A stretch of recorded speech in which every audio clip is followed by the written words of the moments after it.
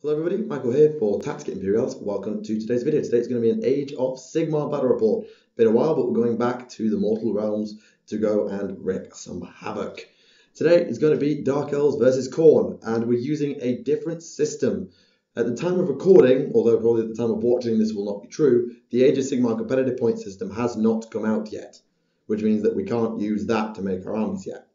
Once it's out, we will, but just a balance pass, nothing else. Yeah. But for the moment, we can't.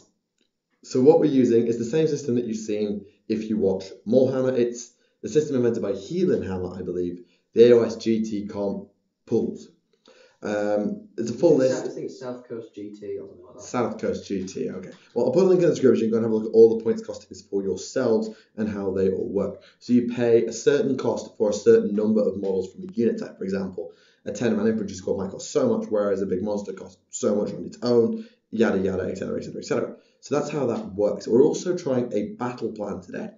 First one I think we've actually played, and we're going to be playing a mission called The Ritual, which basically involves Khorne and his Bloodbound rushing up the board to stop my Dark Elves, or Daughters of Khaine in the majority, completing some sort of forbidden ritual and it all going to hell. Probably literally. So that's how we're going to be making this work. So we're going to go over the armies, the board, or there's not much to really talk about with the board because we're not really going to be using the terrain rules, I don't think. And then we're going to talk about the mission in some depth because I don't know how many of you have actually looked at all the battles. To be fair, it's nearly a year since Age of Sigmar's release. You probably know them all inside out by now. Right, let's get on with the game. All right, so here are our armies. There's mine, and there's Khorne's. So this is a 45 pool game. So if you understand the context of how big this is, well, for me it's 10, 20, 30, 5, 45, 50, 60, about 75 wounds, give or take. I'm not sure what yours is. Yours is a little bit more than that because your guys are all at 8 wounds a throw. Yeah, so mine's about 90 wounds. Yeah, so that's the sense of context, that's sort of how big a game that this system sort of caters to. So here's my army. 5 executioners from Darkling Covens, along with a sorceress, also from Darkling Covens. From Daughters of Khaine, we have 2 squads of 10 Witch Elves, a Bloodrat Medusa, a Death Hag, and a Cauldron of Blood piloted by not Hellebron, because Hellebron's been retconned out of existence. From the Shadow Blades, we have an Assassin who's going to be obviously off the board in the Rave Club, and then from the Scourge Privateers, we have 10 Black Ark Corsairs, full command across all of these things. I wanted to run an all-exclusive army, but to run Daughters of Khaine alone would have been 28 pools, and it's just awkward. Yeah. So I think once I get my hands on Grand Alliance Order and everything's out, which for Order might take a sodding long time, particularly for Elves, I will probably want to specialise in maybe 2 factions, maybe 3, which will probably end up Daughters of Khaine, Drakespawn, Ordo Serpentis or whatever, and probably the Darkling Covens or Scourge Privateers. We shall have to see. If you want to what the Khaine statue's doing, that's the effigy. We'll talk about that when we talk about the mission. Over here, we have Khorne's army of 45 pools of Bloodbound. So we've got 2 Kograths on either flank. Yep. We've got the Warshrine with Mark of Khorne, a Bloodstoker, and 40 Blood Reavers. All in one unit. All in one, yeah. One big blob. Snake's going to have fun with this. So, that's basically the army. Nothing really special going on. The mission. Khorne's job in this mission is to cross the board from here to there and destroy my Khaine statue. That's basically the long and short of it. So, in terms of win conditions, I have 3 and Khorne has 2. Table. Okay, yes. So there are technically 3 win conditions to 2. So the mission is slightly slanted in my favour. If I table you, it doesn't matter. You have 2 win conditions, I have 1. Yeah, I suppose so. If you kill both of these guys and I table you, I still can't win. That's a point, yeah. So, yeah, table doesn't matter. Yeah, table doesn't matter. Okay, so there's 2 win conditions for me, 1 for Khorne. So my win conditions are as follows. I need to get my ritual count up to 20. This will involve rolling a d6 at the start of each of my turns, adding 1 for every friendly wizard or priest within 12 inches of the ritual site. In my case, that's 1, 2, 3. And subtracting 1 for every enemy wizard or priest within 36. In this case, 1. There's basically going to be a flat +2 for the majority of the game. It can't go beyond 6. If I roll a 5, I don't get 7, I only get 6. And when that counter reaches 20, as it accumulates over the game, I win. which is probably going to take between 4 and 5 turns depending on how my dice go. It could take 3. They can't do 3. It's minimum 4, probably 20. in this game it's maximum 7, unless heroes start dying. So that's basically how that goes. The other win condition is I kill his general and his lieutenant. Lieutenant. Sorry, people in the British military. Right, so that means I need to kill his war shrine, which is his nominated general for this game, and his bloodstoker. Who's the only other hero I have. Yeah. They have a special command ability for destroying the effigy sites, so if I can kill them, I can't lose. Yeah. So those are my 2 win conditions. Kieran's win condition is by getting his general or his lieutenant if the general is dead. If the general's dead, the lieutenant to the relic site or within 3 inches of it and rolling a 2+. And then he wins. That's his bonus command ability.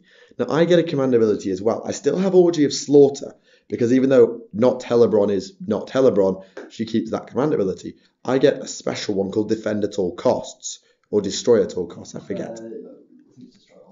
And what that means is I get to select D3 units within 12 inches of my general, which may include the general herself, and they will get +1 to hit and -1 to saves. Now on Witch Elves, that command ability is ridiculous because they get to hit on rerollable 2s and they get no penalties. That says they have no saves. Anyway, I did pick the army before we picked the mission. Before anybody accuses me of cheesing it, that wasn't the intention. The original mission was going to have me in the middle of the board and surrounded with half my army, but we decided that was too unfair. So that's how that's going to work. I don't think there's anything else I need to add. No, I don't think so. So, yeah, that's how that's going to go. I'm going first. Kieran has told me I'm going first. So my assassin is going to leave the board. He's going to go into the Rave Club. And we are going to get on with the game. I probably have the capacity if you want to record the whole match. It's up to you. The first one we played the battle thing, so we'll just do turns. I will do end of turn reviews for this just because the first game back will make a crap ton of mistakes, I suspect, and we don't really want to embarrass ourselves any further. So we'll come back at the end of Dark Elves because that's basically what they are. Turn 1. End of turn 1. Dark Elf turn 1 was so boring we skipped it. Right. Yeah. So I just moved forward generally just to sort of get a bit more space between me and the relic because otherwise his war shrine clatters into these. He's within 3 inches and he wins. So the mistake I've made, and it's going to bite me in the arse right now, is I didn't throw all of the buffs on the planet down. So these Witch Elves are shielded, and they're immune to battle shock, which is lovely, but they didn't get a cauldron buff. You shielded your Witch Elves? Yeah. Why? They don't have a save. They don't get any buffs to their save. If you've got no save, you can't buff their save. Oh, bloody. Well, just say you put it on the cauldron, you moron. I forgot how this game works. I haven't played it for 6 months. Neither have I. Yes, but you keep up. I don't. That's true. Okay, yeah. So your cauldron's basically shielded. Yeah. Because it just doesn't make sense otherwise. Yeah, so I cocked that out. Anyway, so yeah, they don't have the cauldron buff. They don't have the witch brew buff. They have no buffs on them. And they're about to get absolutely murderized. They might survive. I might not make the charge. Okay, yeah. 40. I don't care who you are. If you have 40 guys with a minimum of 2 attacks, because the maximum of 2 attacks. Oh, it's the 1 attack each and 1 more. Oh, it's the Secretor that gives out all the buffs. That makes them crazy. Right. Yeah, this is still gonna hurt like crap because Kieran moved up. He's thrown a few buffs onto them just for that turn, and then 1 double turn. I forgot why I didn't like that mechanic sometimes, and now I'm about to be taught very hard and I get bent over and my Witch Elves get messed up. Right, this should be fun. Here we go. So, we're going to come back at the end of Khorne turn 2. Also, ritual counter is at 4. Let's go. End of Khorne turn 2, and oh my. There were a lot of failed charges, which is a little bit disappointing. So the Blood Reavers had a 6-inch charge and whiffed it. Yeah. The Korgoraths did about 9 and whiffed it. These guys rolled a flipping 12, so they made it in. The Assassin was in that unit, so he's popped out. He did a wound, which was then immediately healed off as 5 Witch Elves got eaten. Another wound was then chipped off by the Witch Elves, who rolled so many 1s, and then on the rerolls of those 1s, rolled many more 1s. Disappointingly. But got a wound through, which is something. They are immune to battle shock because I put Inspire Presence on them from the Cauldron last round. And yeah, not great, but could have been a lot So worse. worse. Could have been a lot worse. So I've got to deal with a Gorgorath infestation and then somehow deal with this. Right, so we'll come back at the end of Dark Elves turn 2. Can't fail the charge this time. End of Dark Elves turn 2. So one Gorgorath's dead and the other one's lost 5 wounds. Because these girls rolled a flipping 3 for their charge, then re-rolled the 1 and got another 1. Which, thankfully, because they were in Buff City, got them just to tap one of the Gorgoraths, allowing them to get some damage done. The Death Hag missed all her attacks. The Assassin, I think, didn't do anything. Yeah, I saved all his anger. Yeah, I lost 3 Witch Elves from that squad there, so they're down now to 2, but they passed the battle shot test, which cannot be said for you. So I did 3 wounds of my executioners without rolling a 6, might I add, and lost 1, and then lost another 1 to battle shock. Kieran passed his battle shock. No, I lost 1. You should have lost 2. Why? Bravery was down to 5. Oh, right, yeah, sorry. The bravery 7 base, aren't they? Yeah. Yeah, that's fine then, yeah. Yeah, so they lost 1 to battle shock and 1 to combat and took 3 wounds off. They lost 3 but didn't lose anything to battle shock. He lost a guy and then 5 wounds off the other guy, but took no damage from battle shock. And shooting wise, my Corsair is completely whiffed. Yeah. Medusa killed like 5 blood. Oh, and the Medusa killed 4 or 5 Blood Reavers, but irrelevant because of battle shock. So, also, ritual counter stands at 9. I'm just going to turn this around because the dot's at the bottom. Stands at 9, so we're about halfway there on that counter.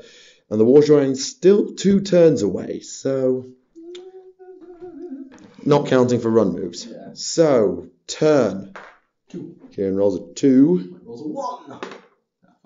5. So I get back priority, and I need it, because otherwise I'm going to get defeated with a massive train of murder, and I need to try and stave that off a little bit. So we're going to come back at the end of Dark Elves turn 3. End of Elf turn 3. Khaine and Khorne are going to be very bloody happy. So I got very, very lucky. My Death Hag's Touch of Death, which is a 3+, then a pick hand to find a dice, then a D3 mortal wounds, somehow took 3 wounds off that Gorgorath in the middle and killed it. I don't know either, because my Sorceress whiffed her Arcane Bolt casting roll. I was very lucky. But I made the most of it. I buffed up the 10 Witch Elf squad to all hell, as usual. So, attack twice, +1 to wound, Witch Brew, and threw them into the Blood Reavers. I killed 6 or something.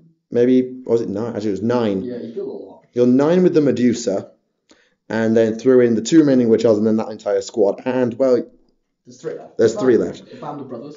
So, starting from 35 at the start of the turn, there's now 3. So, that means from the combat alone, I killed 23. Yeah.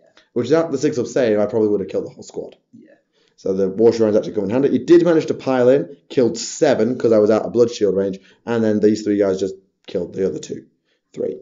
Down here, my Drake Master whiffed, and the whole Execution score was wiped out thanks to Battle Shock. Great.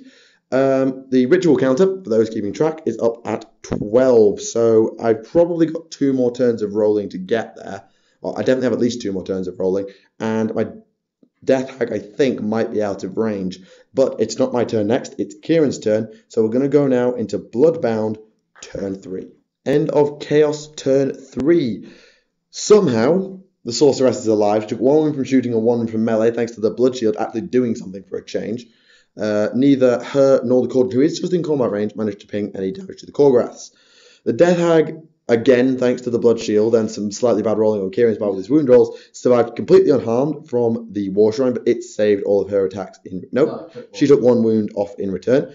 Here, the 2 Witch Elves tried to hit the Bloodstoker, failed, and the Blood Reavers stabbed 1 of them to death, but... Stoker did nothing, flailed. Yeah, Stoker did nothing, and because Bravery 7, I actually passed the Battle Shot test because I actually didn't have to take 1. So, going to turn 4, and the ritual counter stands at 12. I'm just in range to get a +1, but the Death Hag is too far away to give me +2. So, as we go into turn... I got 6. Oh, crumbs. That's a 1. Okay. Well, I will take this turn. Okay. So, every single turn has been a double turn. And, yeah, right. So, this should be interesting. We'll come back at the end of Chaos turn 4. End of Chaos turn 4. Witch Elf is dead, but she took a wound off with her. Death Hag has lost 2 wounds due to, again, good saves. The Sorceress, unsurprisingly, died. but the Khorne was supposed to do it in the combat phase, which means that this one couldn't pile into the cauldron, and he didn't attack the cauldron either. Thankfully for him, the cauldron did nothing. Literally, I rolled 10 attacks, 7 misses on 3s. Never mind. The Blood Reavers retreated, so they're over here now. There's going to be assassin dinner, and the Death Hag also plinked another wound off the War Shrine, which if I just... It's on 10. Out of 12, so she's done 2 wounds. She's doing all right for herself. If I can get a nice Blade of Khaine off, then she'll be up to D3 damage. Although she might kill herself in the process. Right, so going into Elven turn 4, and I'm going to do this on screen now. So, well, I'm just going to do this roll on screen, just so you can see the ritual counter. It's at 12, but because the sorceress has copped it, it's a straight even roll, because I've got 1 priest to 1 priest, and she's too far away. So, that's a 6. That's a 6, which takes the ritual counter up to, I don't know, I try to find it now. It counts up. How can you not find it? All you have to do is turn it round. Shush. I don't use D20s. Up to 18. So next turn is all but game over. Yeah. Right. So we'll come back at the end of Dark Elves turn 4. End of Dark Elves turn 4. The Death Hag finally died. About 3 turns too late. The Medusa shot 1 Blood Reaver and then took 3 wounds off the Bloodstoker thanks to a good D3, but she lost a wound in return. The War Shrine has lost 2 wounds thanks to Corsair shooting, and there is now 1 Blood Reaver left in combat with the Assassin because the Assassin can't stab people. Down here, the Cauldron has lost 3 wounds, but has taken this Korgorath down to 1 from 7, so thanks to attack twice, and Witch Brew, and +1 to wound. Yeah, thanks to that, we couldn't kill a Korgorath. Yeah, thanks to all of that, having 18 attacks, 3s and then 3 rolling 1s, it couldn't kill a Korgorath. Yeah, that's right. So, going on into turn 5. Let's see what we get. So I get... You get a 2. 4. Okay. Well, do you want to roll your 2 up to win? So, yeah, it's a 2 up to win, basically. Oh, that was a 1. Come on. Okay, you win. Oh! And so, the ritual, I'm assuming that's the 20. Yeah, that's 20. Is completed. Khaine emerges into the physical realm and blasts everything Khorne related into non-existence. So close. At one point, I thought you had it, but actually, yeah, this is something we haven't said in the video. We forgot Kieran's Hornblower, which on the Blood Reaver charge would have made them make it, and that would have absolutely demolished my middle. I mean, would it have won you the game alone? Not sure, because you're still 2 turns off winning even now. Turn further up. Like, because what I was going to do, if you hadn't won this turn, if you rolled a 1, or you'd not rolled a 6, more importantly, the previous turn, I'd have retreated or charged that. Yeah, you'd have been free now to smack the cauldron. Charge that into the back of it, hopefully, because I've got my move and I can get close. And then with my next turn, I'd be able to, on a 2-up win. Assuming you were still alive. Assuming I was still alive, which I probably would have been with 8 wounds. Yeah.